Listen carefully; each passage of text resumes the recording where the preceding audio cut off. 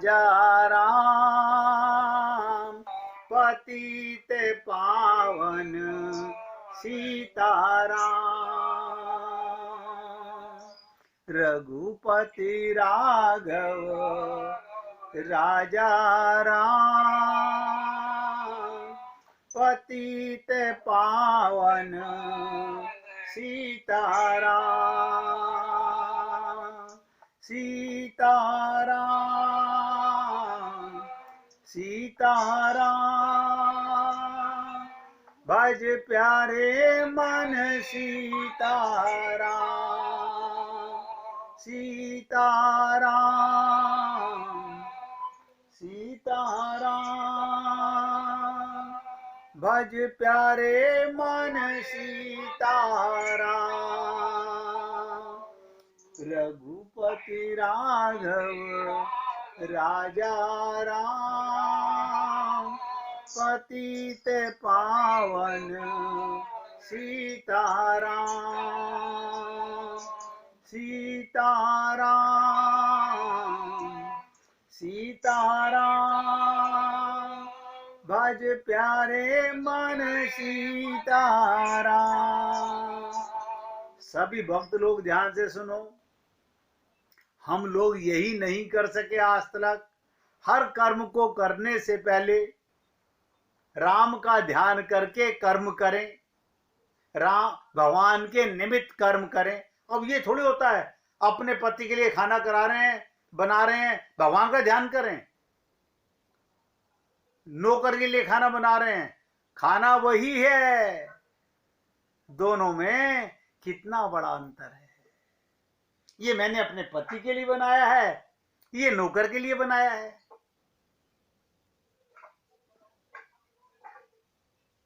आप सोचिएगा, मन में ये अंतर, मन में ये पाप। और आप खूब सुबह पूजा कर रहे हो, 1 किलो फूल चढ़ा रहे हो भगवान जी के ऊपर, दूध चढ़ा रहे हो, हार पहना रहे हो, भगवान बड़े खुश हो रहे होंगे। भगवान तुम्हारी पूजा को देखते तक नहीं। सारा दिन तो पाप करते हैं हम लोग, और फिर हम क्या कहते हैं, हम तो कोई भी पाप नहीं करते हैं, हम तो कोई भी पाप नहीं करते हैं। अरे सुबह से शाम तक और हम करते क्या हैं? उठते से लेके सोते तक पाप ही पाप तो करते हैं, वरना तो हमारा कल्याण हो जाए एक दिन में। इतनी सी बात आप हम लोग कथाओं की तरह सुन लेते हैं, डूबते नहीं बातों में। मैंने कहा लक्ष्मण ने अरे राम से तो आशीर्वाद लेके आए हो, फिर राम का ध्यान क्यों कर रहे हो? आप सोचो, इस पॉइंट को पकड़ने का प्रयत्न करो। राम से तो आशीर्वाद लेके आए हो, फिर राम का ध्यान क्यों कर रहे हो? आशीर्वाद में यही दिया था राम ने, बेटा जाओ युद्ध करो, लेकिन ध्यान रखना तुम कर्ता मत बनना, कर्म करना, कर्ता मत बनना। देखो कमाल है। अच्छा हम ऐसे कैसे करें? मतलब हम कर्म भी करें और कर्ता भी ना बने, ये नहीं हो सकता। यही तो बुद्धि हमारी चुड़ैल है, इसी ने हमारा आज तक बंटा धार किया, कभी उद्धार नहीं हो सकता। बुद्धि जरूर लगाएंगे, मन में पाप आएगा ही आएगा। मंदिर में बैठे बैठे भी पाप। तो यहां प्रेरणा लीजिए लक्ष्मण के उससे। आपके हृदय में भगवान है, देखिएगा आपके कर्म करने की शक्ति, बुद्धि में डिसीजन लेने की शक्ति, मन में विचार करने की शक्ति, ये कौन दे रहा है? शक्तिमान। कौन? परमात्मा। लेकिन हम उनकी कहां मानते हैं, यानी शक्तिमान की नहीं मानते, हम माया के बद्ध हैं, अपनी बुद्धि लगाएंगे। इसीलिए भगवान ने एक छोटी सी बात कह दी, जब तक ये चुड़ैल मन और बुद्धि का सरेंडर नहीं करोगे, इन्हें मुझे समर्पित नहीं करोगे, किसी का कल्याण नहीं हो सकता।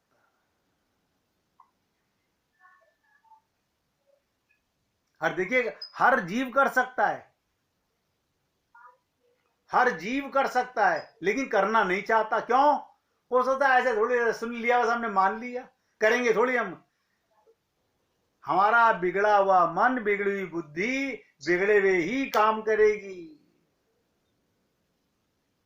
तो युद्ध के अंदर बताइए, राम आशीर्वाद देके भेज रहे हैं और लक्ष्मण प्रत्येक बाण पर चलाने से पहले राम का ध्यान करके बाण मार रहे हैं। क्या कह रहे हैं? ये राम, मैं नहीं मार रहा हूं, मैं तो आपके निमित्त कर्म कर रहा हूं। बाण आप हो, मार आप रहे हो, मुझे कर्ता नहीं बनना। और आप और हम लोग क्या मान रहे हैं? मेघनाथ को किसने मारा था? हमने देखा था, लक्ष्मण ने मारा था। देखिए कमाल की चीज, ये हमारी बुद्धि है सबकी, मूर्खों की। हमने देखा था अपनी आंखों से, लक्ष्मण ने मारा था।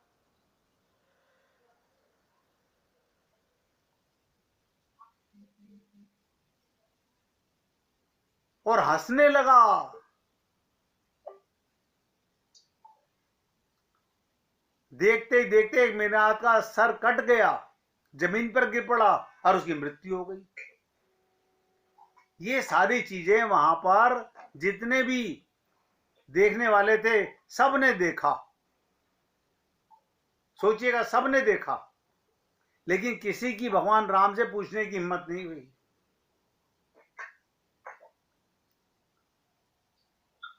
और उसी दिन मैंने कल कहा था कि संध्या काल में भगवान राम शंकर की आराधना कर रहे थे।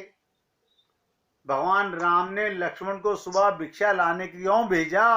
ये प्रश्न तो अभी तक भी जिंदा था सबके मन में।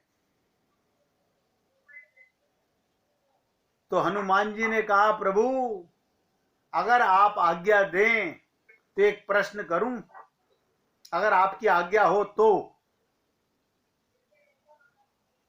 भगवान राम की अनुमति मिलने पर हनुमान जी ने पूछा। बताइएगा, भगवान को तो पहले से पता है हनुमान क्या प्रश्न करेंगे।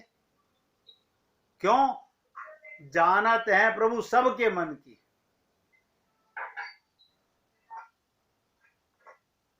क्या पूछा?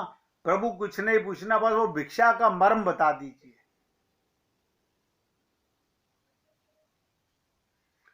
अब देखो, अभी आपको बता के चुका हूं, प्रत्येक कर्म भगवान के निमित्त करोगे, कर्ता नहीं बनोगे तो फल मिलेगा, वरना पाप हो रहा है। भगवान मुस्कुराने लगे और भगवान ने, ये हनुमान जी ने क्यों पूछा? भगवान ने ही ये लीला कर रहे हैं। भगवान कह रहे हैं ये कोई नहीं समझ पा रहा, सबके मन में प्रश्न तो है, पूछ कोई नहीं रहा। जब ये नहीं पूछ रहे तो संसार वाले क्या खाक समझेंगे? बहुत गहराई से सुनो, ये संसार वाले क्या खाक समझेंगे? जब इनकी पूछने की हिम्मत नहीं है, कोई तो पूछेगा।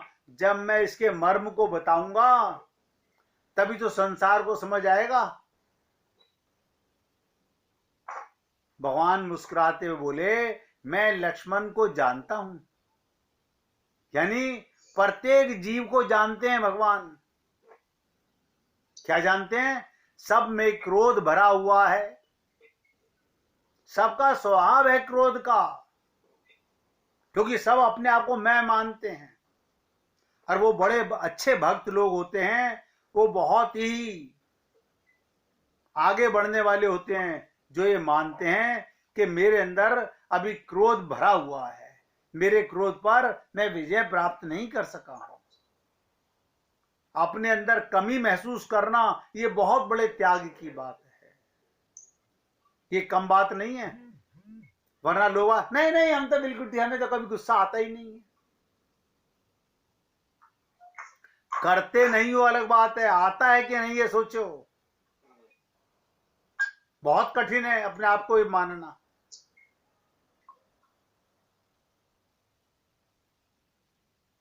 और भगवान ने क्या कहा, मैं जानता हूं प्रत्येक जीव का स्वभाव है क्रोध, क्योंकि उसको मैं का अनुभव रहता है, मैं जा रहा हूं युद्ध करने। लेकिन युद्ध क्रोध से नहीं, विवेक से जीता जाता है।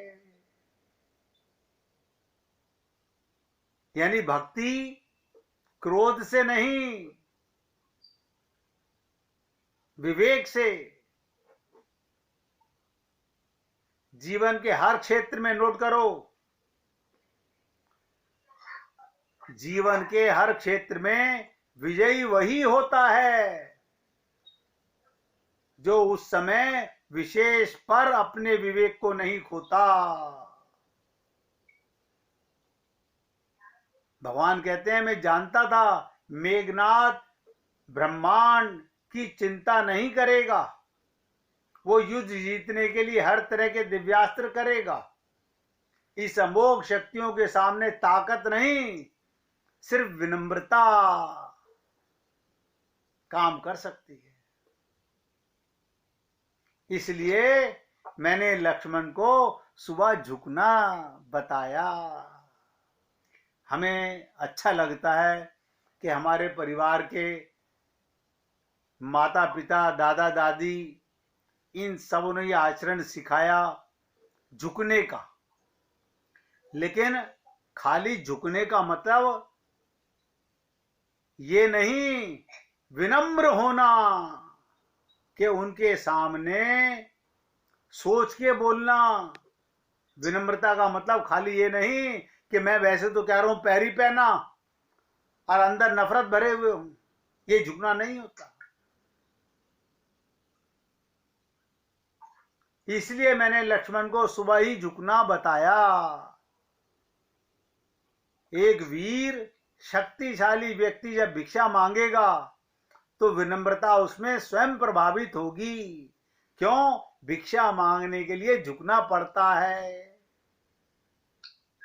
और सबसे बड़ी बात ध्यान से सुनो, बुद्धि नहीं लगाना। क्या कहा भगवान ने?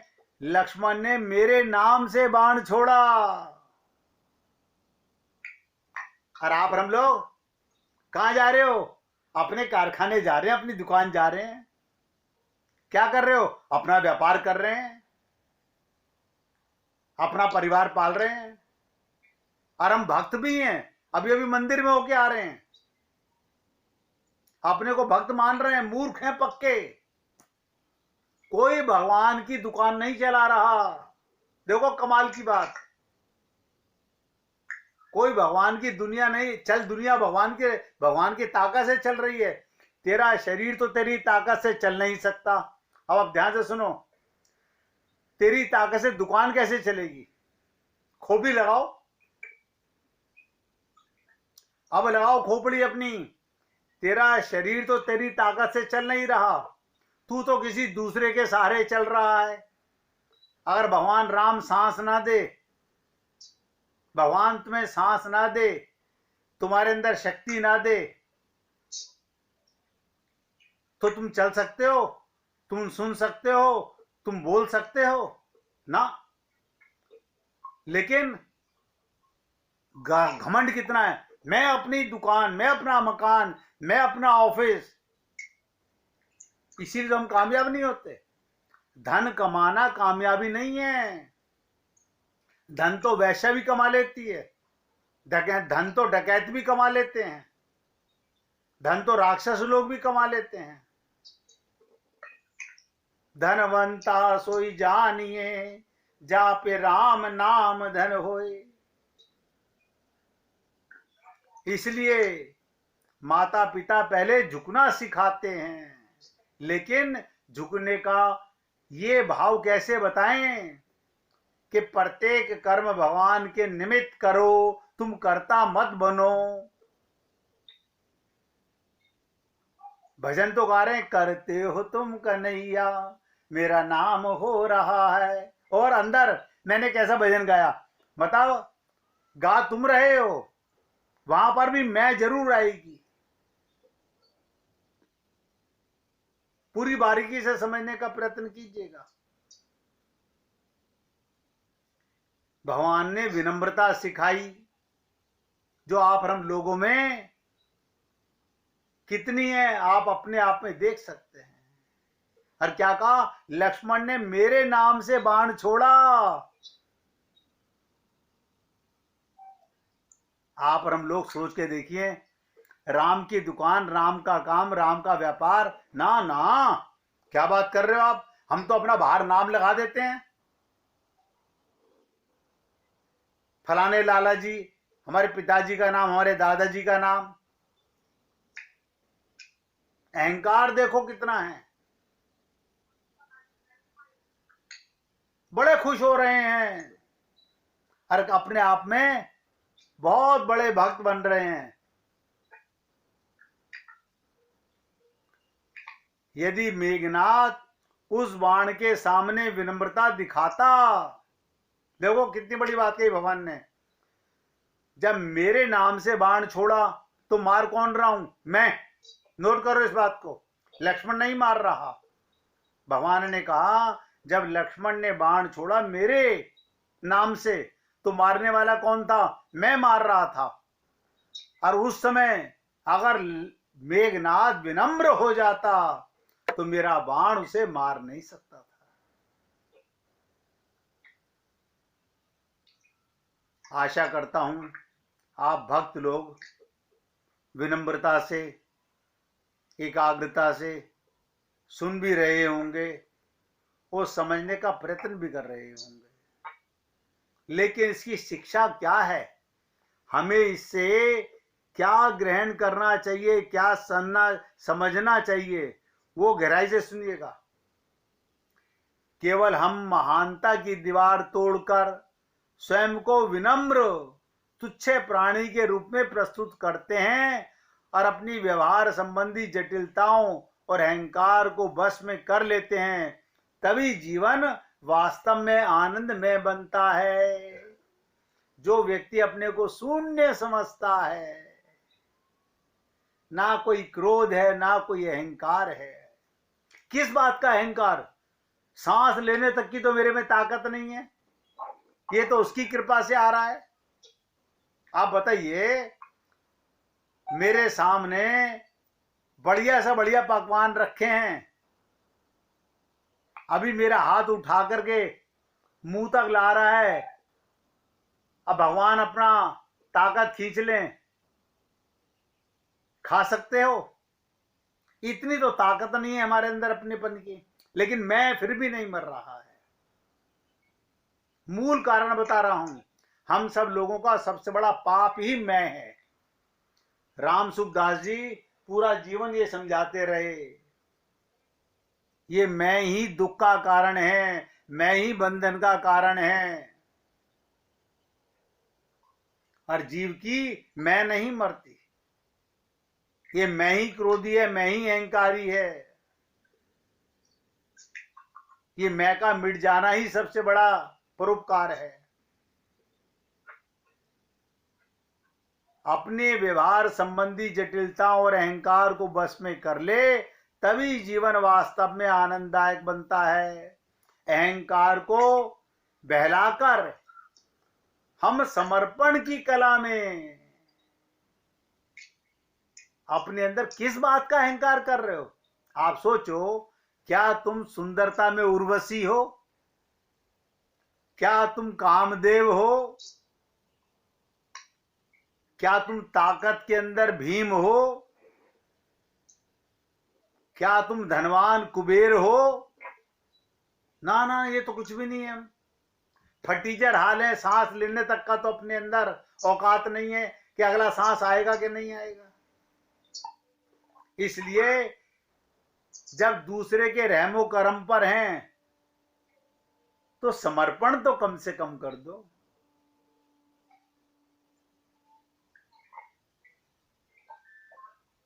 बस ये समर्पण करना, अहंकार को त्यागना, जिसने सीख लिया, यही कला है, यही संत महात्मा सिखाना चाहते हैं। अब मुझे नहीं पता कौन संत महात्मा कितनी गहराई से कैसे समझाता है, नहीं समझाता, मुझे नहीं पता, ये सबका अपना अपना ढंग है। जो ऐसा कर लेता है, समर्पण कर देता है, मैं को मिटा देता है, उसका क्रोध भी मर जाता है और उसका अहंकार भी मर जाता है। इसलिए कल आपसे 2 ही शब्द कहे थे, जो कि अभी आप लोगों ने कहा भी, विनम्रता और सरलता के गुण। बस ये 2 गुण होने चाहिए। हम में विनम्रता आ जाए और इतनी ही सरलता आ जाए तो आप ये मान सकते हो आपके पास वो सब कुछ है जो आपको चाहिए।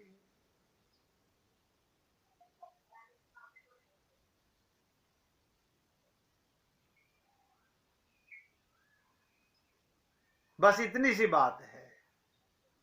अगर अभी भी किसी के मन में कोई डाउट हो इस लीला को समझने का, आप बार बार पूछ सकते हैं।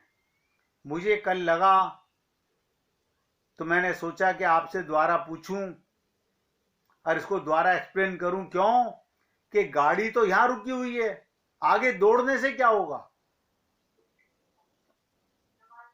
हम पीछे छोड़ आगे दौड़ रहे हैं। अरे जहां हो वहीं पर भगवत प्राप्ति होनी है, कहीं दौड़ने की आवश्यकता नहीं है।